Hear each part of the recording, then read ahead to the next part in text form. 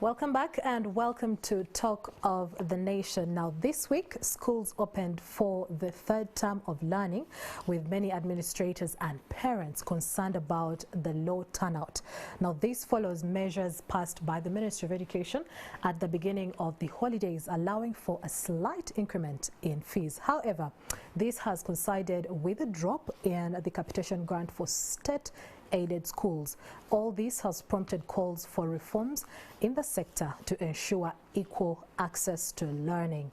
Now, to share more on this, we do have Musa Mugoya, a program manager with the Initiative for Social and Economic Rights. Good evening, sir, and welcome to Talk of the Nation. Good evening, Mildred, and good evening, viewers. Let's start with the low turnout in schools. Does this concern you as well?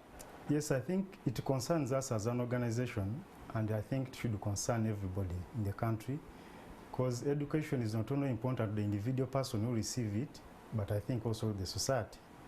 I don't think there is any country or any economy that has gone without having quality human resource. So I think it is important for each and every person to access education. Well, this low turnout is attributed to, the parents that are struggling, with the economic situation and the increase in tuition and them being not able to pay.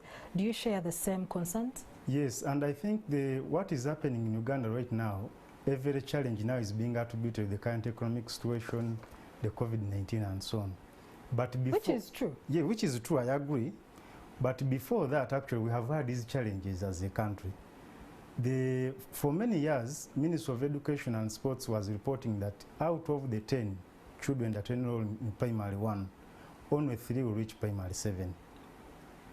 The Uganda National, Uganda Bureau of Statistics, through the Uganda National Hold Survey that they issue after every period, I think, of 2 years, has indicated that out of the 6 out of the 10 persons that drop out of school, it is as a result of the high cost of education. So it is true, the challenges, perhaps the current economic situation has just worsened a bad situation that we already had, and maybe we may go to 8, or we may even reach to a level, if the situation continues, we may reach a situation where out of the 110 persons that join primary 1, only 10 or 1 is able to reach primary 7, and I think that will be it will be a very bad situation for the country, where you have a high number of people who have not even completed primary. Due to? Due to, first of all, the high cost of education, but also the fact that there is limited funding of education, because what is causing all that is that much as government introduced universal primary education and universal secondary education, it has not matched the enrollment there with the necessary resources. I'll give an example. When they introduced UPE, they say that they will provide capitation grants in addition to constructing classrooms and which they have been doing. Yes, recruiting and remunerating teachers. They will provide capitation grants in exchange for school fees. So parents will not pay school fees, and the government now will provide a capitation grant to cover that. However, that capitation grant has been found to be insufficient by government institutions themselves. In 2018, the National Planning Authority conducted what they called the comprehensive evaluation of universal primary education. And by then they recommended that for schools to be in a position to provide the required quality of education, and without the schools charging parents such that they fill the gap which has been left by the capitation grant allocated by government, they should, each learner per year in primary should be allocated 50,000, around 50,000 for rural schools and 60,000 for urban schools. So I think since then we are 20,000, but again now when we factor into the inflationary rates which has happened, you'll find that maybe perhaps we have to go to 80,000, and we are still at 20,000. And already there are reports that that money has also been what? Slashed. Has been slashed. So you'll find that, and maybe also to help the listeners, this capitation grant is used on 4 aspects mainly. 1, for procurement of instructional materials, 2, for co-curricular activities, 3, for maintenance of the school, doing minor maintenance, and then administrative costs. Scholastic materials as well? Yes. I think scholastic materials falls under the instructional materials. Oh, okay. Yes. So it means that if the capitation is inadequate, the school will not be in a position to meet those basic necessities which are needed for purposes of running the school.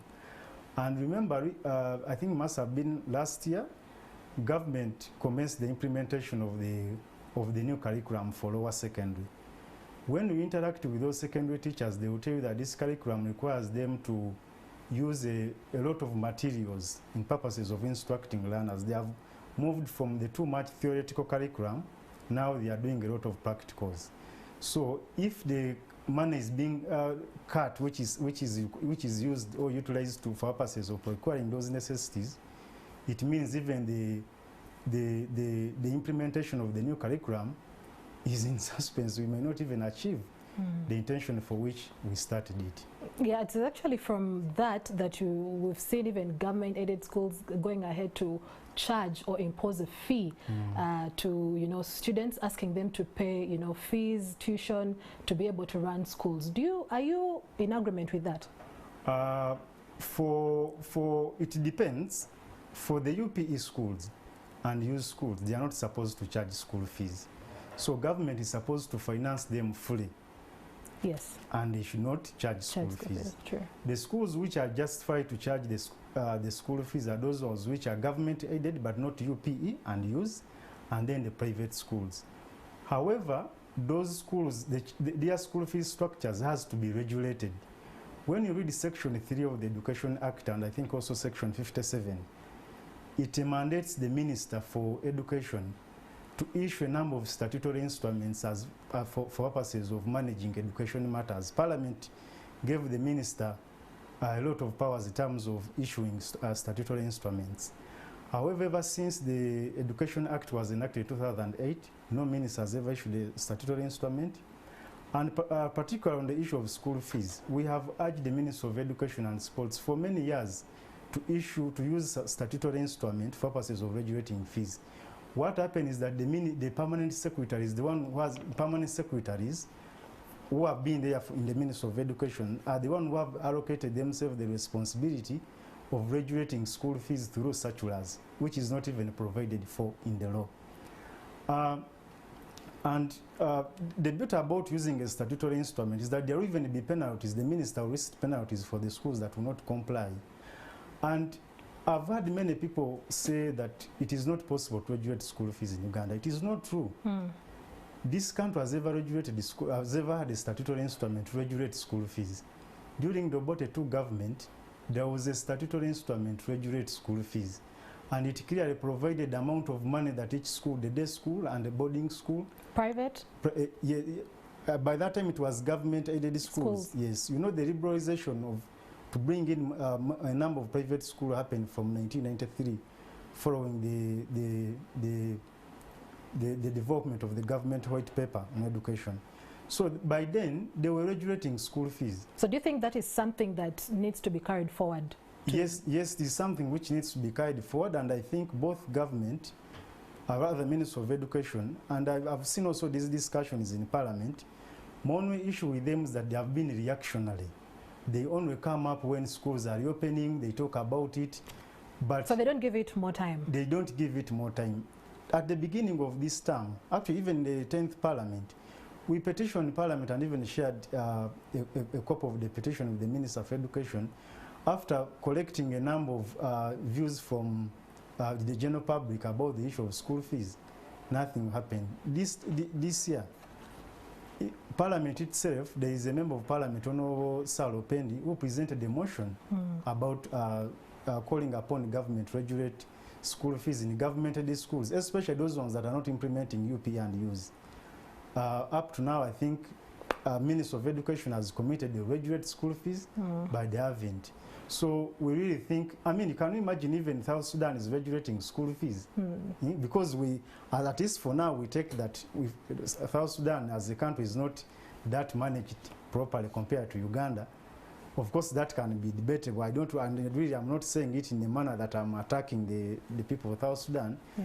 But I think the Ministry of Education and Sports should ensure that, one, there is sufficient financing of education. Thank you. But also, they should ensure that for those schools which are not implementing UPE and use the government-aided schools and the private schools, there is effective regulation of school fees to afford each and every person the opportunity to access education and handle the issue of exploitation of the parents. Thank you so much, Musa Mugoya, a program manager with the Initiative for Social and Economic Development, getting to share on the situation of the capitation grant that was slashed by the government. Well, we take a break and return with NTV Weekend Edition.